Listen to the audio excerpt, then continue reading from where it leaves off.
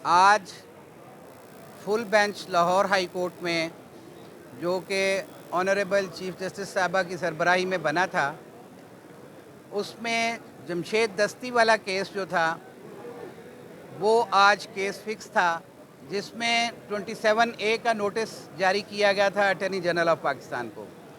लेकिन attorney general of Pakistan आज court में मौजूद नहीं थे, जिस पर अदालत ने इस्तफसार किया कि हमने इतना टाइम दिया हुआ था और छुट्टियों के बाद इस केस को इसलिए रखा था ताकि कोई प्राइवेट कौंसल्स भी जो हैं वो इसमें डेट ना लें और हम इस केस को डिसाइड कर दें, क्योंकि जमशेद दस्ती साहब आजकल असम्बली में पेश नहीं हो सकते। असम्बली में इनकी हाज़िरी नहीं हो सकती क्योंकि इलेक्शन कमीशन ऑफ पाकिस्तान ने एक अब्सर्ड सा फ़ैसला कर दिया, जिसको हमने लाहौर हाई कोर्ट में चैलेंज किया। लाहौर हाई कोर्ट ने उस आर्डर को जो हमारे ख़िलाफ़ पास हुआ था उसका पैरा 34 की हद तक ऑर्डर सस्पेंड कर दिया था और जो इलेक्शन शेड्यूल जारी किया था उसको भी मुअत्तल कर दिया था, क्योंकि कानूनी नुकात उसमें उठाए गए थे। लिहाजा 27A का नोटिस भी जारी किया था। आज जो प्राइवेट रिस्पोंडेंट्स थे उन्होंने भी अपने वकील को इंगेज कर लिया।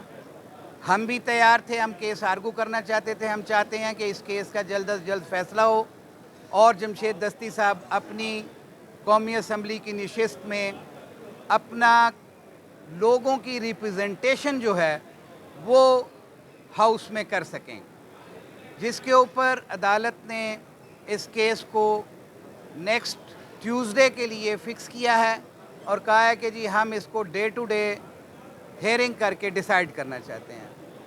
ये अवामी नुमाइंदों को इलेक्शन कमीशन जो है वो गोस्ट इलेक्शन कमीशन जो है वो उनके नुमाइंदगी के हक़ से महरूम रखने के लिए इस तरह के फ़ैसले कर चुकी है।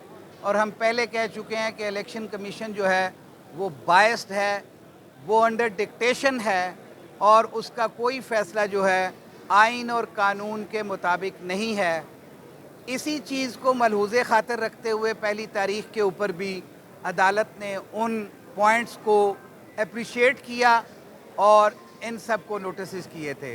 अब शायद हुकूमत जो है वो इस केस से भाग रही है, जिसकी वजह से आज अदालत को सख्ती से कहना पड़ा कि आप अपने जवाब भी फ़ाइल करें और एडवांस कापी जो है वो पिटिशनर्स काउंसिल को दें। और स्पीकर साहब को नोटिस जारी कर दिए हैं, जिन्होंने रेफरेंस जो है वो दस्ती साहब के ख़िलाफ़ भेजा था इलेक्शन कमीशन ऑफ पाकिस्तान, जिसके ऊपर उन्होंने फ़ैसला किया था।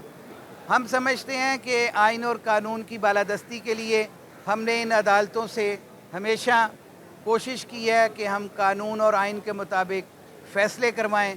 हम एक्सपेक्ट करते हैं कि इंशाअल्लाह उल अज़ीज़ ये हक़ की जीत होगी और ये अवामी नुमाइंदों को उनके हक़ नुमाइंदगी से महरूम करने के लिए हमारे पास अदालतें हैं जो हमारा हक़ हमें दिलवा सकती हैं। Thank you very much.